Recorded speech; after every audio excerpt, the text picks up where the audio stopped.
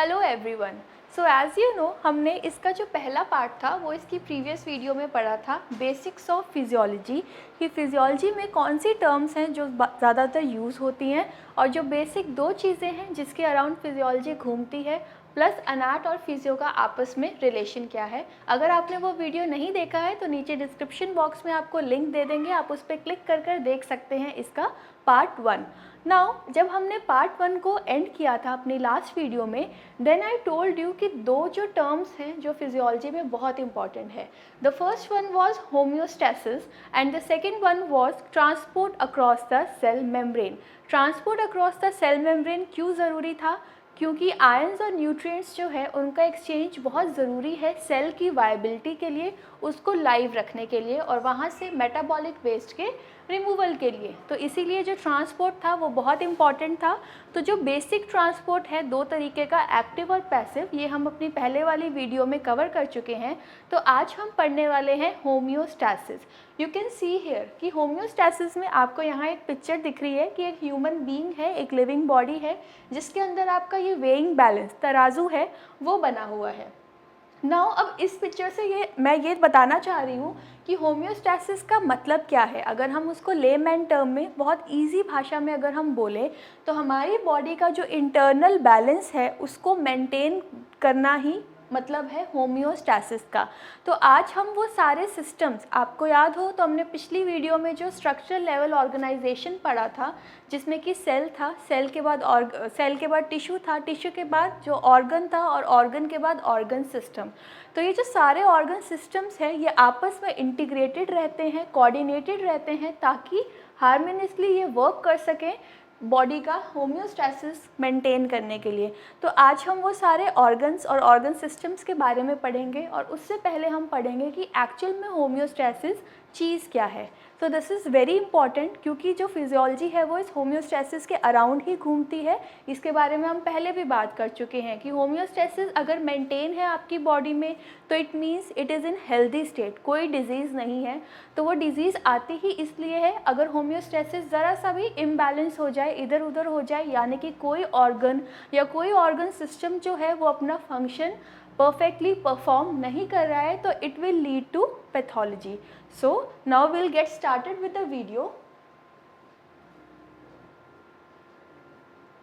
सो first one कि हम पढ़ेंगे कि ऑब्जेक्टिव्स क्या हैं, जैसे कि हम हमेशा पहले डिस्कस करते हैं हर वीडियो से पहले कि हम उसमें आज क्या पढ़ने वाले हैं। So we'll read about the definition of homeostasis, कि हम बार बार ये वर्ड बोल रहे हैं, इंटरनल एनवायरनमेंट है या इसका दूसरा नाम है मिलियू इंटीरियर बोलते हैं इसको, या फिर होम्योस्टैसिस बोलते हैं। तो इसका मतलब क्या है एक्चुअल में, होम्योस्टैसिस वर्ड की डेफिनेशन क्या है, ये क्या कहना चाहता है। Second one is feedback system. Feedback system, तो आपको पता है फीडबैक क्या होता है। आजकल तो हर जगह जो अच्छे स्टोर्स हैं वहाँ फीडबैक आपको फॉर्म्स दिए जाते हैं। तो यू नो आपने कहीं से भी शॉपिंग किया है या कहीं भी अगर खाना खाया है तो they give you a pro forma at last, जिसमें आप अपना नाम, नंबर और आप फीडबैक लिखते हैं कि आपको वहाँ की सर्विसेज कैसी लगी। तो उसी तरीके से हमारी बॉडी में भी एक फीडबैक सिस्टम होता है जो क्या करता है, कंट्रोल करके रखता है। अगर एक चीज़ बढ़ रही है तो वो फीडबैक सिस्टम काम करेगा। तो वो फीडबैक सिस्टम पॉजिटिव भी हो सकता है और नेगेटिव भी हो सकता है। पॉजिटिव होगा तो वो चीज़ जो बढ़ रही है वो और बढ़ जाएगी, और अगर नेगेटिव फीडबैक होगा तो वो बढ़ती हुई चीज़ जो है वो कम हो जाएगी, क्योंकि अब उसमें बॉडी की ज़रूरत जो है वो पूरी हो चुकी है, अब बॉडी को ज़्यादा ज़रूरत नहीं है। तो इनके बारे में हम डिटेल में पढ़ेंगे कि पॉजिटिव और नेगेटिव फीडबैक एक्चुअल में क्या होता है। तो अब मैं ये बता रही हूँ कि एक चीज़ बढ़ रही है, एक चीज़ घट रही है, तो ये किस वजह से है, कोई चीज़ को हम क्यों बढ़ावा दे रहे हैं या कोई चीज़ को हम क्यों घटा रहे हैं, क्योंकि हमें अपने बॉडी का इंटरनल एनवायरनमेंट मेंटेन करना है, होम्योस्टैसिस को मेंटेन करना है। तो होम्योस्टैसिस को मेंटेन करने के लिए जो सिस्टम है उसको हम बोलते हैं फीडबैक सिस्टम। तो वो पॉजिटिव भी हो सकता है और नेगेटिव भी हो सकता है। Next is organ systems and their functions. So I told you कि इससे पहले वाली वीडियो में हम सेल और टिश्यू का जो था वो कवर कर चुके हैं। Now we are left with organs and organ system. तो आज हम अपनी बॉडी में जितने भी सारे ऑर्गन्स हैं जिनको हम आने वाली वीडियोस में बहुत डिटेल में पढ़ने वाले हैं, एक एक पूरे ऑर्गन सिस्टम को, उनकी लिस्ट देखेंगे, उनके नाम देखेंगे, उनमें कौन कौन से ऑर्गन्स इन्वॉल्व है उनके नाम देखेंगे, प्लस उनका एक ओवरऑल फंक्शन क्या है, जो उनका बेसिक फंक्शन है उसके बारे में पढ़ेंगे।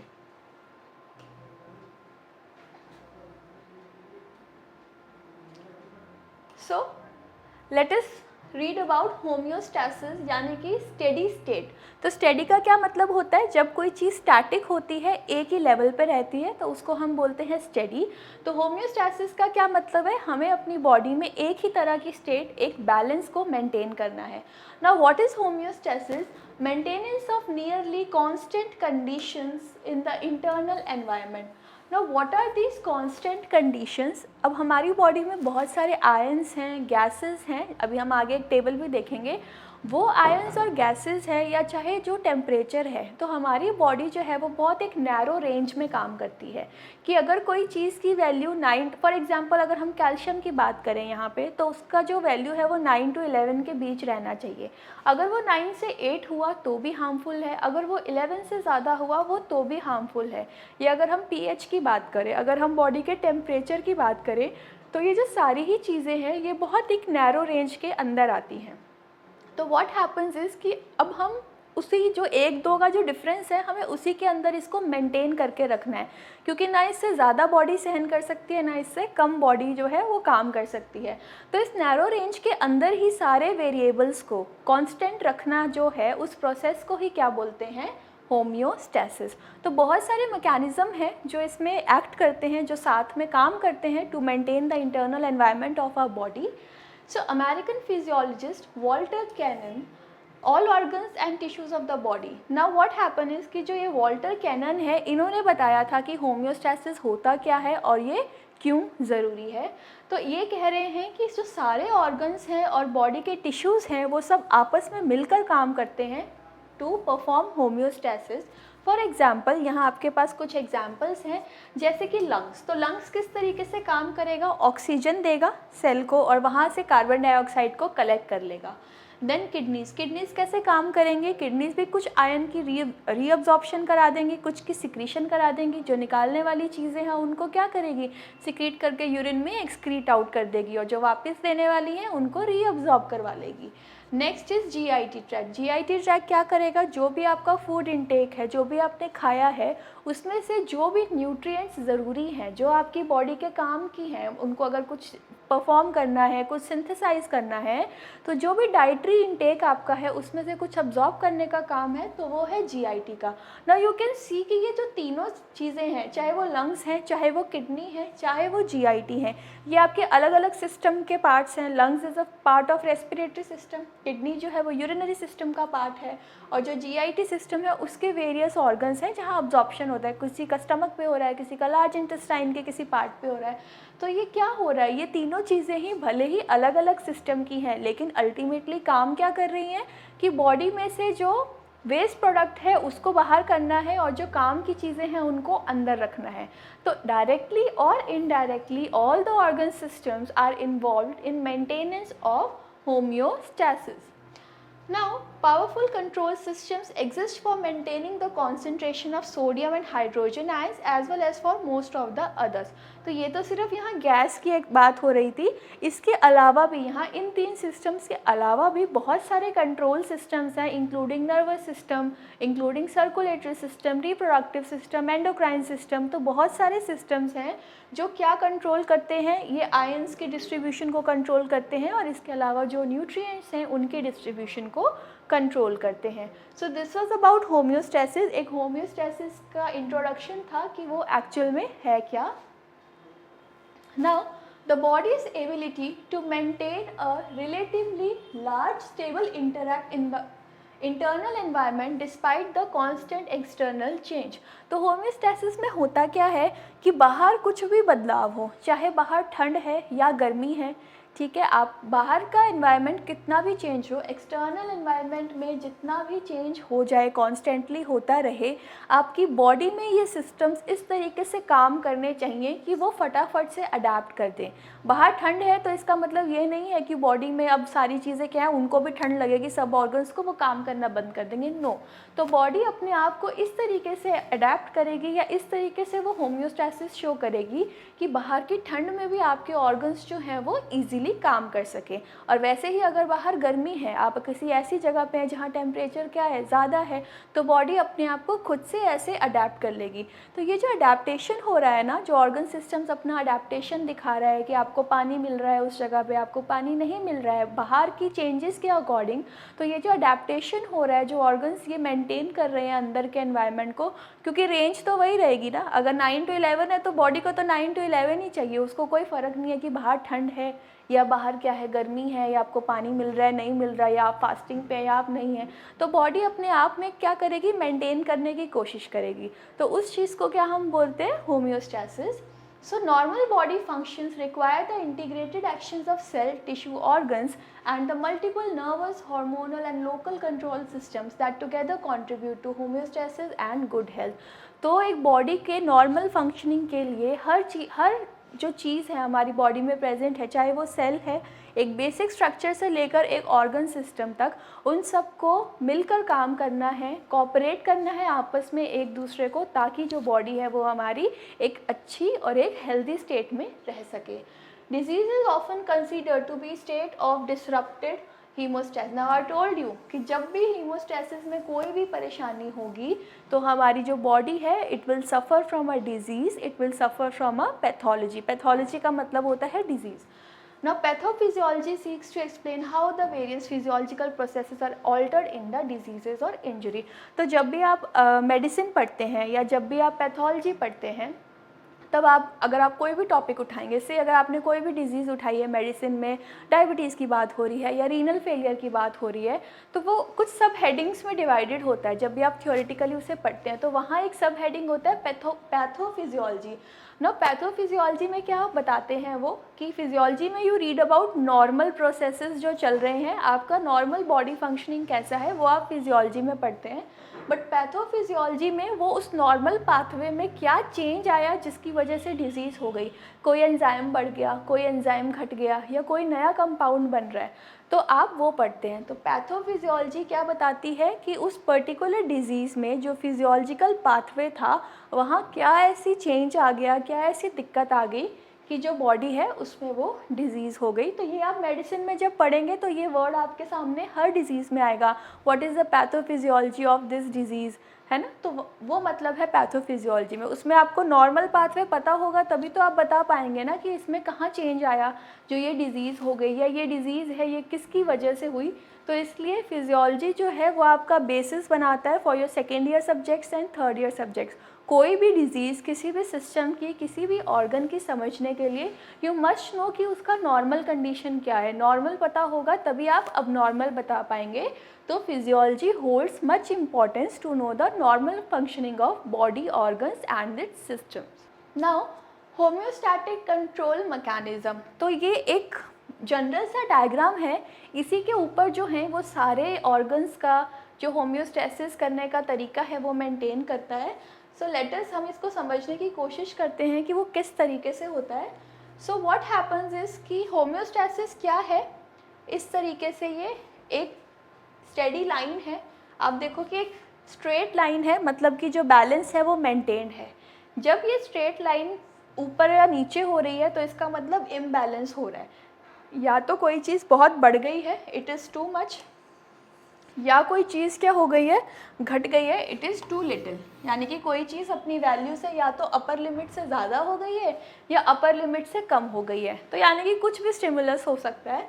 सो व्हाट हैपन्स इज़ कि सबसे पहले जब भी आप रिफ्लेक्स आर्ट पढ़ते हैं या नर्वस सिस्टम को अगर आप थोड़ा बहुत भी अगर आपको याद है तो उसमें क्या होता है कि पहले एक स्टिमुलस आएगा, वो रिसेप्टर उसको लेगा, फिर वो उसको ब्रेन में भेजेगा, फिर वहाँ से रिस्पॉन्स आएगा और फिर रिस्पॉन्स के हिसाब से जो है वो बॉडी अपने आप को अडेप्ट करेगी या एक्शन शो करेगी। तो ये तो एक जनरल था कि जैसे हम जनरली अगर हम बात करें तो यहाँ पे स्टिमुलस क्या हुआ, यहाँ पे स्टिमुलस हुआ produce change in the variable. तो कोई भी वेरिएबल का यहाँ मतलब होता है, वेरिएबल एक ऐसी चीज़ है which can vary according to time. Vary मतलब जो चेंज हो सकती है। तो क्या चेंज हो सकता है, आपका टेम्परेचर चेंज हो सकता है, आपका सोडियम लेवल चेंज हो सकता है, पोटेशियम लेवल, कैल्शियम लेवल।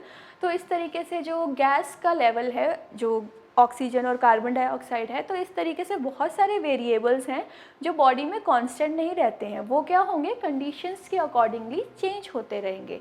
तो कुछ भी ऐसा किसी भी वेरिएबल में कुछ चेंज आया तो दैट विल एक्ट एज, कोई स्टिमुलस आया तो उस वेरिएबल में चेंज हो गया, बाहर से कुछ भी ऐसा स्टिमुलस आया तो उसके बाद क्या होता है, change is detected by the receptor. So what happens is, so अगर कोई भी स्टिमुलस आता है तो उस वेरिएबल में क्या होगा, चेंज होगा। या तो वो क्या होगा, वो टेम्परेचर की अगर हम बात करें तो या तो टेम्परेचर बढ़ जाएगा या तो टेम्परेचर जो है वो घट जाएगा। सो व्हाट हैपन्स इज कि जो भी ये स्टिमुलस है या स्टिमुलस की वजह से जो भी ये चेंज हुआ है तो हमारी बॉडी में रिसेप्टर्स होते हैं। रिसेप्टर वर्ड का मतलब क्या है, जब वो कोई चीज़ जो है वो रिसीव करते हैं तो उसको हम बोलते हैं रिसेप्टर। तो इस चेंज को वो जो रिसेप्टर है वो परसीव करेंगे, वो रिसीव करेंगे कि कोई बॉडी में कुछ जो है, कुछ तो दिक्कत हुई है, कुछ तो गड़बड़ हुई है। नाउ व्हाट हैपन्स इज कि रिसेप्टर यहाँ एक सेंसर का काम करते हैं, जो सेंस करते हैं, जो पता लगाते हैं कि बॉडी में कुछ चेंज हुआ है। Then the information is sent along afferent pathway. Now you know afferent का मतलब क्या है और इफरेंट का क्या मतलब है। इफ़ेक्ट का क्या मतलब है, जो इफ़ेक्टर ऑर्गन तक जाए, जहाँ इफ़ेक्ट आना है, जहाँ उसका प्रभाव आना है। तो जहाँ प्रभाव आना है उसको हम बोल देंगे इफरेंट पाथवे, और इसका उल्टा जो इनपुट लेके जा रहा है उसको हम बोल देंगे एफरेंट पाथवे। तो ये एफरेंट और इफरेंट वर्ड ना आपको बहुत जगह मिलेगा, बहुत सारे सिस्टम्स में मिलेगा, तो आपको इसका बेसिक मतलब समझ होना चाहिए। एफरेंट है आना, जो लेके आना है, और इफरेंट है जो इफेक्टर ऑर्गन तक जाएगा, ठीक है। तो यहाँ पे अब रिसेप्टर ने जो है या सेंसर ने उसको सेंस कर लिया तो वो एक हो गई आपकी इनपुट इन्फॉर्मेशन।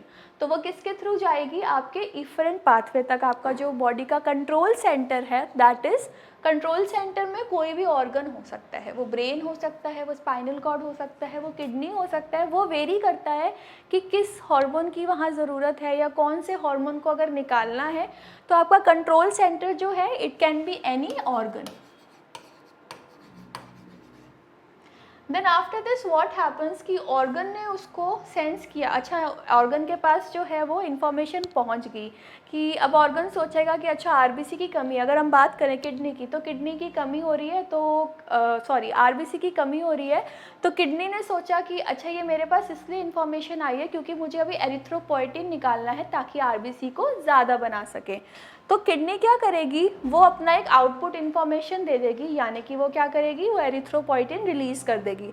तो ये जो आउटपुट इन्फॉर्मेशन है ये जाएगी एफरेंट पाथवे। तो एफरेंट पाथवे कहाँ जाता है, इफेक्टर तक। तो यहाँ इफेक्टर क्या होगा, एरिथ्रोपोइटिन की केस में बोन मैरो। तो किडनी ने जो एफरेंट पाथवे से एरिथ्रोपोइटिन भेजा है वो इफेक्टर यानी कि बोन मैरो के पास चला जाएगा। अब इफेक्टर ऑर्गन में क्या होगा, इफेक्टर ऑर्गन में अब क्या भेजा किस लिए था, एरिथ्रोपोइटिन आरबीसी बनाने के लिए। तो वो अपना जाके वहाँ काम करेगा, एरिथ्रोपोइटिन की वजह से जो आरबीसी प्रोडक्शन है वो बढ़ जाएगा। So response of effector feeds back to influence. Now what happens is कि अब एरिथ्रोपोइटिन ने काम किया, अब आरबीसी जो है बढ़ रहा है बढ़ रहा है बढ़ रहा है। यहाँ जो है यहाँ फंक्शन आता है आपका फीडबैक मैकेनिज्म का। तो व्हाट हैपन्स इज कि feedback mechanism, most of the आपकी बॉडी के जो फीडबैक मैकेनिज्म है वो नेगेटिव वाले होते हैं, पॉजिटिव वाले कम होते हैं। तो नेगेटिव फीडबैक मैकेनिज्म से अब क्या होगा, एरिथ्रोपोइटिन ने आरबीसी बढ़ा दिया। तो जब आरबीसी, अभी एरिथ्रोपोइटिन भी काम कर रहा है और आरबीसी भी बढ़ रहा है, लेकिन जब बॉडी की डिमांड पूरी हो जाएगी या आरबीसी पूरी डिमांड से थोड़े से बढ़ जाएंगे तो वो क्या बोलेंगे एरिथ्रोपोइटिन को कि अब तुम्हारी ज़रूरत नहीं है ना, तो अब तुम्हारी ज़रूरत नहीं है, काउंट जो है वो आ गया है, अब तुम जाओ यहाँ से। तो नेगेटिविटी है ना, तो यहाँ नेगेटिव फीडबैक मैकेनिज्म इसीलिए इसको बोलते हैं। अब ये क्या करेगा, जब खुद बढ़ गया तो ये दूसरे को रोकेगा बढ़ने से। तो जब आरबीसी का काउंट पूरा हो जाएगा तब वापस से जो क्या है ऑर्गन है आपका, जो आपका कंट्रोल ऑर्गन था, यानी कि जो आपकी इस केस में हमने किडनी की बात की थी, उसको बोल देंगे कि अब काम हो गया भाई, अब एरिथ्रोपोइटिन और मत बनाओ, अभी मुझे ज़रूरत नहीं है। तो एरिथ्रोपोइटिन जो है वो बंद हो जाएगा और जो आरबीसी का लेवल जिस लेवल पे आ चुका था वो उसी पे ही मेंटेन रहेगा। तो ये एक एग्जाम्पल था जो मैंने आपको ये ओवरव्यू समझाने के लिए बोला था। तो कोई भी आपका होम्योस्टैसिस का आप अभी आगे साइकिल देखोगे ना, वो इसी चीज़ पे बेस्ड है। वहाँ पे एक सेंसर होगा, एक रिसेप्टर होगा, एक कंट्रोल सेंटर होगा और एक इफेक्टर ऑर्गन होगा, और इस तरीके से जो इन्फॉर्मेशन है वो ट्रैवल करेगी और इस पॉइंट पे आकर क्या होगा, आपका फीडबैक सिस्टम एक्टिवेट होगा। अब वो पॉजिटिव होना है या नेगेटिव होना है वो डिपेंड करता है कि हम कौन से वेरिएबल की बात कर रहे हैं, बट मोस्टली आपको नेगेटिव फीडबैक मैकेनिज्म ही देखने को मिलेगा बॉडी में।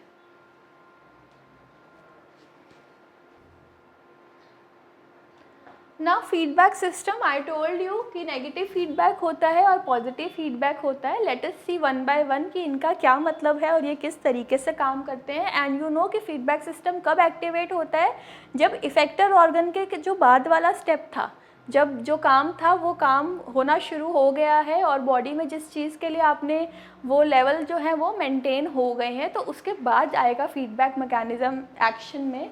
तो क्या होता है पॉजिटिव फीडबैक, क्या होता है पॉजिटिव, क्या है अच्छा है, ठीक है, वो दूसरे को रोकता नहीं है, वो बढ़ता रहता है। तो पॉजिटिव इज़ अच्छा। तो पॉजिटिव में क्या है, a way as to increase the intensity of the change in the same direction. तो सेम डायरेक्शन का क्या मतलब है कि एक चीज़ आपने भेजी थी दूसरे की मदद करने के लिए कि तुम डाउन जा रहे हो, तुम भी बढ़ जाओ। तो जो फर्स्ट ए चीज़ है वो बी की हेल्प कर रही है ऊपर उठने में, लेकिन ये पॉजिटिव है ना, तो जब बी ए से ऊपर चला जाता है तो ये इसको रोकता नहीं है, ये दोनों ही बढ़ते रहते हैं। तो ये एक यूनिडायरेक्शनल है, ठीक है, क्योंकि दोनों ही चीज़ें बढ़ रही हैं। पहले एक चीज़ बढ़ रही थी जिसकी वजह से दूसरी चीज़ भी बढ़ गई, और अब क्या हुआ, जब दूसरी चीज़ का लेवल अटेन हो गया है उसके बाद भी क्या होंगी, दोनों चीज़ें जो हैं वो बढ़ती रहेंगी। तो द चेंज जो है वो सेम डायरेक्शन में काम करता है। Now, what happens is positive feedback can sometimes be useful generation of like nerve signals. I'll tell you कि positive feedback जो है वो ज़्यादातर हमारी बॉडी में अच्छा नहीं होता है, वो नहीं देखने को मिलता है। इसका रीज़न ये है कि कई बार क्या होता है, अगर पॉजिटिव फीडबैक होगा हमारी बॉडी में, अगर हर सिस्टम में आपको पॉजिटिव फीडबैक मिलेगा, तो उसका नुकसान क्या है कि जो लेवल्स हैं वो बढ़ते ही जाएंगे, नॉर्मल से भी बढ़ जाएंगे। तो पहले तो होम्योस्टैसिस डिस्टर्ब हुआ था कमी की वजह से, बाद में होम्योस्टैसिस डिस्टर्ब हो जाएगा इनके बढ़ने की वजह से। सो दैट इज़ वाई जो पॉजिटिव फीडबैक मैकेनिज्म है वो मोस्टली आपको नहीं देखने को मिलता है। तो कुछ जगह है जहाँ पॉजिटिव फीडबैक जो है वो यूज़फुल है। I will tell you one example is generation of nerve signals. तो नर्व सिग्नल्स जनरेट होते हैं ना, तो वहाँ पॉजिटिव जो फीडबैक है वो ज़रूरी है। क्यों? क्योंकि उसको ज़्यादा से ज़्यादा ब्रेन तक पहुँचना है, तो इसीलिए पॉजिटिव फीडबैक मैकेनिज्म वहाँ काम का है। Secondly I will tell you, secondly जब you can see in this diagram, ये देखिए ये वही साइकिल है। तो ये क्या है, डिलीवरी के टाइम जो है वो पॉजिटिव फीडबैक मैकेनिज्म होता है वैसोप्रेसिन का। तो अब देखो आप कैसे होता है। नाउ व्हाट हैपन्स इज कि जब लेबर स्टार्ट हुआ तो क्या हुआ, ऑक्सीटोसिन जो है वो शुरू हो गया रिलीज होना पोस्टीरियर पिट्यूटरी से। तो oxytocin stimulates the uterine contractions and pushes the baby towards the surface. तो जो वो ऑक्सीटोसिन है वो क्या करेगा, जो अपने यूट्रस के मसल्स हैं उनमें कॉन्ट्रैक्शन शो करेगा ताकि जो बेबी है वो सर्विक्स की तरफ आ सके, बॉडी से बाहर की तरफ आ सके। सो व्हाट हैपन्स इज कि अब जो बेबी का हेड है it will push against the cervix, क्योंकि सर्विक्स ही उसका जो पाथवे है बाहर आने का। नाउ अब जब वो इस तरीके से जो सर्विक्स को जब वो पुश करता है बेबी का हेड, देन व्हाट हैपन्स कि जो नर्व इम्पल्स है वो सर्विक्स पे अब जोर लग रहा है, तो सर्विक्स भी अपना कुछ दिखाएगी ना एक्शन। तो सर्विक्स ने वो नर्व इम्पल्स क्या किया, ब्रेन तक पहुंचा दिया। मतलब आपका यहाँ कंट्रोल ऑर्गन क्या है, ब्रेन, और आपका स्टिमुलस क्या हुआ, head of the baby pushes against the cervix. So what happens is कि अब ब्रेन क्या करेगा, ब्रेन फिर से पोस्टीरियर पिट्यूटरी को बोलेगा कि भाई अभी वहाँ ऑक्सीटोसिन की ज़रूरत है क्योंकि वहाँ। So this was an example कि पॉजिटिव फीडबैक मैकेनिज्म जो है वो किस तरीके से यूज़फुल है बॉडी में। बिसाइड्स दिस एक एग्जाम्पल है ब्लड क्लॉटिंग का, क्योंकि उसमें भी जो फैक्टर्स हैं वो एक दूसरे को हेल्प करते हैं। जैसे ही क्लॉट फॉर्मेशन शुरू होता है तो क्लॉट फॉर्मेशन शुरू होगा तो वो और फास्टन अप हो जाएगा। तो जो भी पॉजिटिव फीड मैकेनिज़्म है वो इसीलिए होता है कि एक पर्टिकुलर प्रोसेस को अगर आपको फास्टन अप करना है, उसकी स्पीड को इंक्रीज़ करना है, तभी एक्शन में आता है आपका पॉजिटिव फीडबैक मैकेनिज़्म। तो यू हैव टू मेमोराइज़ ये 2 से 3 एग्जांपल्स आपको पता होने चाहिए बॉडी में। लेकिन बॉडी में ज़्यादातर पॉजिटिव फीडबैक मैकेनिज़्म जो है वो आपको नहीं मिलता। मोस्टली यू विल फाइंड कि बॉडी का जो होम्योस्टैसिस है it is maintain by negative feedback mechanism.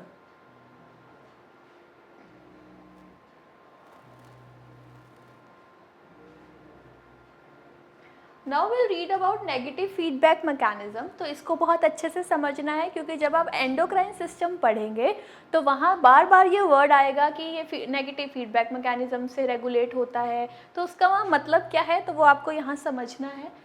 So a way as to arrest the change और reverse the direction of the change. तो पॉजिटिव में क्या था कि जो दोनों थे, स्टिमुलस वाला जो एक्शन था प्लस जो एक्शन आ रहा था, रिस्पॉन्स था, वो दोनों ही सेम डायरेक्शन में थे। स्टिमुलस जैसे बढ़ रहा था वैसे ही जो रिस्पॉन्स है वो भी बढ़ रहा था। फिर एक लेवल के बाद जब रिस्पॉन्स हमारा मीट हो गया बॉडी का, उसके बाद भी अगर स्टिमुलस बढ़ रहा था वो रिस्पॉन्स और बढ़ रहा था। तो क्या हो रहा है कि बॉडी में कांस्टेंट इंक्रीज हो रहा है, कांस्टेंट बढ़ रहा है, लेकिन कोई भी स्टेडी स्टेट नहीं आ रहा है। लेकिन जो नेगेटिव फीडबैक मैकेनिज़्म है उसमें क्या होता है कि एक लेवल के बाद जो ये मैकेनिज़्म है, जो ये इंक्रीज़ होने का जो स्टेट है वो अरेस्ट हो जाता है। अरेस्ट का मतलब स्टॉप हो जाता है, बंद हो जाता है। और डायरेक्शन क्या है, रिवर्स हो जाती है, उल्टी हो जाती है।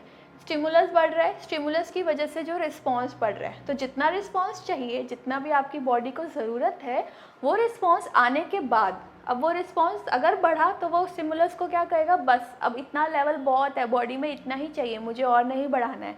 तो वो जो रिस्पॉन्स जैसे ही बढ़ेगा वो स्टिमुलस का क्या है, डाउनफॉल हो जाएगा। तो आप देख सकते हो कि दोनों चीज़ें ऑपोजिट डायरेक्शन में काम कर रही हैं। तो इसीलिए इसको बोलते हैं कि जो नेगेटिव फीडबैक मैकेनिज़्म है it reverses the direction of change. It is also known as balancing feedback. I told you balancing feedback बोलते हैं क्योंकि ये ज़्यादातर जो बैलेंस है इसी की वजह से आ रहा है हमारी बॉडी में, तो इसीलिए ये बहुत इंपॉर्टेंट है। It is also called as balancing feedback. In general, if some factor becomes excessive or deficient, a control system initiates the negative feedback. तो अगर जनरली हम बात करें बॉडी के दूसरे जो होम्योस्टैसिस मेंटेन करने के लिए, तो कोई भी चीज़ चाहे बढ़ रहा है चाहे घट रहा है तो वहाँ आपका काम में आएगा नेगेटिव फीडबैक मैकेनिज़्म। नाउ अभी हम जब स्टिमुलस की बात करी थी तो हमने टर्म यूज़ किया था वेरिएबल्स। तो मैंने बोला था कि वेरिएबल्स बॉडी की कुछ ऐसी कंडीशंस हैं जो चेंज हो सकती हैं, है ना। तो हम वो पढ़ने वाले हैं कि ऐसी कौन सी चीज़ें हैं बॉडी में जो चेंज हो सकती है। So there is core temperature, body का जो टेम्परेचर है, देन ब्लड ग्लूकोज लेवल। आपको ये सारे नाम नहीं याद रखने हैं बट यू मस्ट नो कि कौन से आयंस हैं, कौन से न्यूट्रिएंट्स हैं, कौन से गैसेस हैं which can vary. Then you have iron level, उसी की तरह कॉपर रेगुलेशन। तो ब्लड गैसेस का लेवल है, ऑक्सीजन का कंटेंट है, कार्बन डाइऑक्साइड का कंटेंट है। Then you have blood pressure, calcium level, sodium concentration, potassium concentration, then energy balance, gene regulation, neuroendocrine system, neurotransmission, CSF, blood pH and fluid level। इनमें से जो most common जिसका आप देखते हैं, अगर हम क्वेश्चन पॉइंट ऑफ व्यू से बात करें तो you must know about the temperature, glucose, then your blood pressure, calcium level, sodium concentration, potassium concentration and blood pH. तो ये कुछ चीज़ें हैं, ये कुछ वेरिएबल्स हैं जिनको आपको अब आने वाले टाइम जब आप सिस्टम्स के बारे में पढ़ेंगे तो ये आपके बहुत इंपॉर्टेंट है, क्योंकि ये आपसे क्वेश्चन भी आते हैं। इसमें ज़रूरी नहीं है ऑब्जेक्टिव ही आता है, जब आप सब्जेक्टिव पेपर के लिए अपीयर होंगे तो उनमें भी ये एज अ 5 मार्क्स क्वेश्चन जो हैं वो पूछे जाते हैं।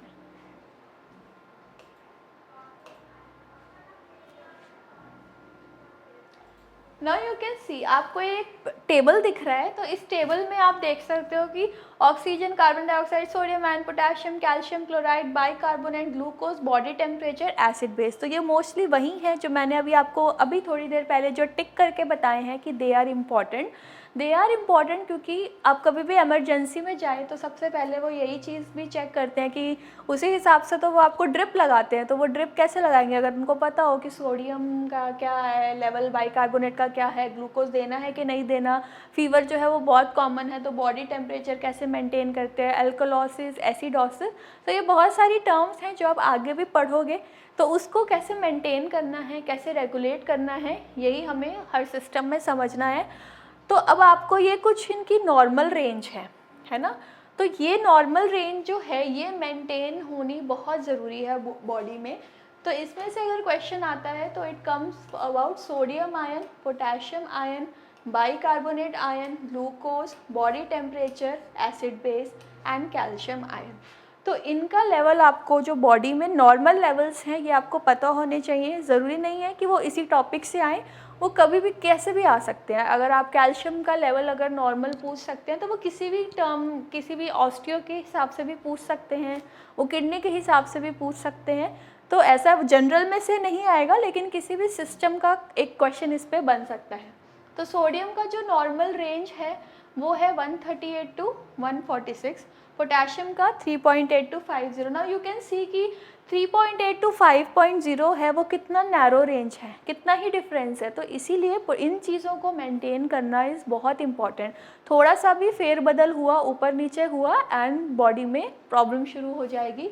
Then calcium is 1.0 to 1.4, bicarbonate is 24 to 32, glucose is 75 to 95, body temperature 98 to 98.8 Fahrenheit, and then acid base जो है pH है वो 7.3 टू 7.5। तो ये रेंज है और ये नॉर्मल वैल्यू है जो होना ही चाहिए। तो ये आपको पता होना चाहिए, क्लिनिकली भी पता होना चाहिए, ठीक है। क्योंकि जब भी आप कोई रिपोर्ट्स देखते हैं या जब आप क्लिनिक्स में काम करते हैं तो अगर आपको नॉर्मल, आपने कभी भी अगर देखा होगा तो ब्रैकेट में हमेशा नॉर्मल रेंज जो है वो लिखा रहता है। कोई भी ब्लड रिपोर्ट आती है तो उसमें नॉर्मल रेंज हमेशा लिखा रहता है। तो कुछ रेंजेस हैं जो आपको बाय हार्ट होने चाहिए, जो आपको फट से पता होने चाहिए, फिर आपको याद ना करना पड़े। तो ये सोडियम, पोटेशियम, कैल्शियम, ये जो कॉमन वाले हैं कि नॉर्मल ब्लड ग्लूकोज लेवल कितना है, नॉर्मल टेम्परेचर क्या है, नॉर्मल पीएच क्या है, और ये आयंस का वैल्यू जो है वो आपको याद करना है।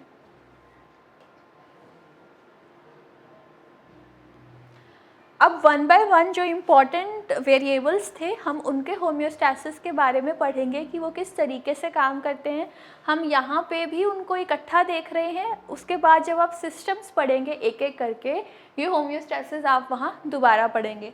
तो यू कैन सी कि यहाँ एक पर्सन है जिसको ठंड लग रही है ना, तो उसके टेम्परेचर में चेंज है इसका मतलब। तो अभी हम देखते हैं। सो व्हाट हैपन्स इज कि जो नॉर्मल बॉडी टेम्परेचर है वो है 37 डिग्री सेल्सियस या 98.6 डिग्री फ़ारेनहाइट। अब ये टेम्परेचर क्या हो सकता है, बढ़ सकता है या बिलो नॉर्मल या घट सकता है। तो अगर ये बढ़ता है यानी कि if patient is suffering from fever तो क्या होगा, नर्वस सिस्टम के पास ये जाएगा, मतलब नर्वस सिस्टम ही है, कंट्रोलिंग सेंटर तो ब्रेन ही है बॉडी के टेम्परेचर को मेंटेन करने वाला। तो बॉडी के टेम्परेचर को मेंटेन करने वाला हाइपोथैलेमस है। This is also a very important question कि हाइपोथैलेमस का जो काम है, उसका जो मेन फंक्शन है वो है बॉडी टेम्परेचर रेगुलेशन। अब वो किस तरीके से कर रहा है वही हम देख रहे हैं। तो जैसे ही बॉडी का टेम्परेचर बढ़ गया तो नर्वस सिस्टम सिग्नल्स जो हैं वो क्या करेंगी, जो हमारी डर्मल यानी कि जो हमारी स्किन की ब्लड वेसल्स हैं उनको डायलेट कर देगी। डायलेट का मतलब क्या है, वो इस तरीके से थे वो रिलैक्स हो जाएंगी, उनका ल्यूमन जो है वो बड़ा हो जाएगा। तो जैसे ही उनका, एक तो उनका ल्यूमन बड़ा हो गया, डायलेट हो गई, सेकंड क्या हुआ कि वो स्वेट ग्लैंड को बताएंगी, नर्वस सिस्टम ये रिस्पॉन्स देगी कि स्वेट ग्लैंड को बोलो कि स्वेट बनाए, पसीना आना चाहिए। आपको पता है ना, पसीना आता तो बुखार उतर जाता है, ये तो आपने सुना ही होगा। तो स्वेट ग्लैंड को बोलेंगे सिक्रीट करने के लिए। तो जब ब्लड वेसल्स डायलेट होती हैं और जो स्वेट ग्लैंड है वो स्वेट बनाएंगे तो क्या होगा, बॉडी का जो हीट है ना वो सराउंडिंग्स में चला जाएगा। पसीना बाहर निकल रहा है तो बॉडी की जो हीट है वो बाहर एक्सटर्नली कंडक्ट होनी शुरू हो जाएगी। तो बॉडी की हीट अगर एक्सटर्नली कंडक्ट होगी तो जो टेम्परेचर बढ़ा हुआ था वो क्या हो जाएगा, कम हो जाएगा, यानी कि नॉर्मल में आ जाएगा। तो ये सब जो फंक्शन है ना ये हाइपोथैलेमस करा रहा है, मतलब ये जो ब्रेन यहाँ लिखा हुआ है नर्वस सिस्टम, वो नर्वस सिस्टम में हाइपोथैलेमस ही काम कर रहा है। अब इसका उल्टा अगर तो बॉडी टेम्परेचर जो है वो नॉर्मल से कम हो गया है, ठीक है, जो 37 डिग्री सेल्सियस से अगर हाइपोथर्मिया में है पेशेंट, उसका बॉडी टेम्परेचर कम हो गया है, तो क्या होगा, नर्वस सिस्टम इसका उल्टा करेगी, वो ब्लड वेसल्स को कहेगी कंस्ट्रिक्ट करो, यहाँ डायलेट हो रही थी, यहाँ ब्लड वेसल्स कंस्ट्रिक्ट हो जाएंगी, वहाँ स्वेट ग्लैंड्स को बोला गया था स्वेट बनाने के लिए, बट यहाँ स्वेट ग्लैंड्स को कहेंगे कि अब कुछ नहीं करना, शांत बैठो। क्यों? क्योंकि हमें हीट को कंजर्व करके रखना है। अगर बॉडी की हीट को कंजर्व करेंगे तभी तो बॉडी का टेम्परेचर जो कम हुआ है वो नॉर्मल आएगा, तो हमें हीट लॉस को प्रिवेंट करना है। तो ये क्या होगा, जब ये ब्लड वेसल्स वाला काम और स्वेट ग्लैंड्स अपना काम करेंगे तो तो क्या होगा, बॉडी जो हीट है वो कंजर्व हो जाएगी और बॉडी टेम्परेचर नॉर्मल आ जाएगा। लेकिन अगर इससे भी नहीं होता है तो फिर नर्वस सिस्टम जो है वो काम करना शुरू करेगा। वो क्या करेगा, मसल्स में एक्टिविटी जो है, मसल एक्टिविटी को, मसल्स को कॉन्ट्रैक्ट करना शुरू कर देगा। तो जब मसल्स अपना काम करेंगी, जब मसल्स कॉन्ट्रैक्ट होती हैं तो भी क्या होती है, हीट जनरेट होती है। तो जो ऑलरेडी हीट है उसको कंजर्व करो, अगर उससे भी काम नहीं चल रहा है तो और हीट को बॉडी में जनरेट करो, तो उससे क्या होगा, जो टेम्परेचर है वो नॉर्मल आ जाएगा। So this is homeostasis. अब आपने देखा ना, टेम्परेचर में थोड़ा सा भी बढ़ गया या घट गया तो किस तरीके से बॉडी ने अपने आप को अडेप्ट किया कि जो पर्सन है उसका बॉडी टेम्परेचर जो है वो मेंटेन रख सके। आपने बाहर से कुछ नहीं किया ना, तो बॉडी ने खुद को ही अडेप्ट कर लिया। तो अब इसमें आप देख सकते हो कि आपका नर्वस सिस्टम भी इन्वॉल्व है, आपका ब्लड वेसल्स मतलब सीवीएस भी इन्वॉल्व है, आपके स्वेट ग्लैंड्स भी इन्वॉल्व हैं। तो इस तरीके से जो सारे ऑर्गन्स हैं वो आपस में मिलकर काम करते हैं होम्योस्टैसिस की मेंटेनेंस के लिए। Next is glucose. Homeostasis of blood glucose is very important, GIT के पॉइंट ऑफ व्यू से बहुत इंपॉर्टेंट है। तो व्हाट हैपन्स इज कि पैंक्रियाज है, पैंक्रियाज आपको पता है जीआईटी का एक पार्ट है पैंक्रियाज, तो उसमें यू हैव अल्फ़ा सेल्स और बीटा सेल्स। दो, जब हम पैंक्रियाज डिटेल में देखेंगे तब हम पढ़ेंगे कि कितने तरीके के सेल्स होते हैं। तो जनरली उसमें एक अल्फ़ा सेल्स हैं और बीटा सेल्स हैं। तो अल्फ़ा सेल्स का काम क्या है, अल्फ़ा सेल्स का काम है ग्लूकागन को रिलीज़ करना, और बीटा सेल्स का काम है इंसुलिन को रिलीज़ करना। अब इंसुलिन क्या है ना, एक चीज़ है ग्लूकोज, ठीक है, ग्लूकोज आपको पता है क्या है, कार्बोहाइड्रेट के मेटाबॉलिज्म ग्लूकोज। तो जो कार्बोहाइड्रेट है हमारी बॉडी में ग्लूकोज की फॉर्म में जो एनर्जी प्रोवाइड कराता है, तो ग्लूकोज का उल्टा है इंसुलिन। इंसुलिन का काम है ग्लूकोज को कम करना, और ग्लूकागन जो है वो ग्लूकोज, इसमें ग्लूकागन है ना, तो it is equal to glucose. तो ग्लूकागन क्या करेगा, ग्लूकोज के लेवल को बढ़ाएगा, और इंसुलिन क्या करेगा, ये इसका एंटी है, ये इसके लेवल को घटाएगा, ठीक है। तो ये दोनों इसके काम हैं। तो अगर आपकी बॉडी में ब्लड ग्लूकोज का लेवल कम हो रहा है किसी वजह से, जो नॉर्मल ग्लूकोज लेवल होना चाहिए बॉडी में दैट इज़ 70 to 90, वो किसी वजह से कम हो गया। वो कम क्यों हुआ, खाना नहीं खाया है, फास्ट रखा हुआ है, तो कुछ भी रीज़न हो सकता है, ग्लूकोज का लेवल कम हो गया। तो क्या होगा, अल्फ़ा सेल्स तक मैसेज चला जाएगा कि भाई बाहर से तो ग्लूकोज आ नहीं रहा है। तो अल्फ़ा सेल क्या बनाएगा, वो कौन सा हार्मोन बनाएगा, वो ग्लूकागन हार्मोन बनाएगा। तो ग्लूकागन क्या करेगा, ग्लूकागन का काम है कि उसको ग्लूकोज को वापस अपने लेवल पे लाना है। तो वो लिवर में जाकर ग्लाइकोजिनोलाइसिस कॉज करेगा। ना व्हाट इज़ ग्लाइकोजिनोलाइसिस, जो ग्लाइकोजन है ना वो ग्लूकोज की स्टोरेज फॉर्म है।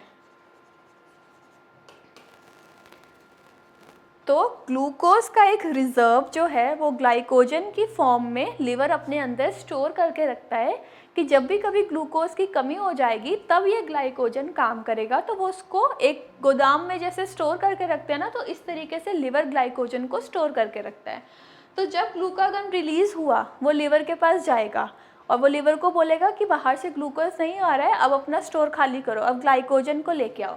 तो उस ग्लाइकोजन का लाइसिस यानी कि टूटना शुरू होगा। ये भी एक साइकिल है, बायोकेमिस्ट्री में पढ़ते हैं। तो जो ग्लाइकोजन है वो टूटना शुरू होगा, तो वो ग्लाइकोजन कन्वर्ट होना शुरू हो जाएगा ग्लूकोज में, और वो ग्लूकोज जो है वो आपकी ब्लड में आ जाएगा और जो लेवल कम हो गया था वो नॉर्मल हो जाएगा। इससे उल्टा अगर ग्लूकोज का हाई ब्लड ग्लूकोज मतलब अगर कोई एल्डरली पेशेंट है, मीठा खा लिया है, ज़्यादा ग्लूकोज का लेवल बहुत ज़्यादा हो गया है, तो क्या होगा, पेंक्रियाज को फिर पता चल जाएगा कि ग्लूकोज का लेवल अब ज़्यादा हो गया है, तो उसके बीटा सेल्स जो हैं वो इंसुलिन बनाना शुरू करेंगे। बनाना इन द सेंस इंसुलिन भी बनता रहता है, ग्लूकागन भी बनता रहता है, इंक्रीज़ हो जाएगा बनना, ज़्यादा बनना शुरू हो जाएगा। तो जैसे ही इंसुलिन ज़्यादा बनना शुरू होगा तो क्या होगा, इंसुलिन के ब्लड में आते ही जो टिश्यूज़ हैं वो क्या करेंगे, वो उनको इंसुलिन कहेगा कि मैं ब्लड में ग्लूकोज को ज़्यादा घूमने नहीं दे सकता क्योंकि वो हार्मफुल है, सारे तक जाएंगे। तो सेल्स को वो इन्फॉर्मेशन देगा कि अब आप थोड़ा थोड़ा ग्लूकोज आपस में बांट लो ताकि ब्लड का नॉर्मलाइज हो जाए। तो पेरिफेरल टिश्यूज सेल जो हैं वो ब्लड से ग्लूकोज निकाल लेंगे और जो लेवल बढ़ गया था वो लेवल अब कम हो जाएगा। सो यू कैन सी कि इसमें पहले वाले में भी चाहे हमने टेम्परेचर रेगुलेशन पढ़ा था, अब चाहे हमने ग्लूकोज रेगुलेशन पढ़ा है, तो इसमें एक टाइम के बाद क्या होता है, ग्लूकोज यहाँ बढ़ रहा था, इंसुलिन आने के बाद वो कम हो गया, बढ़ नहीं रहा ना, कम हो गया, तो कम हो रहा है, उल्टा हो रहा है। तो इसीलिए ये एग्जाम्पल है नेगेटिव फीडबैक मैकेनिज्म का।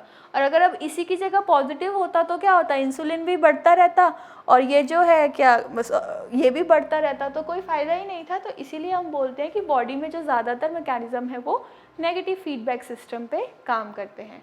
So this was about homeostasis of blood glucose.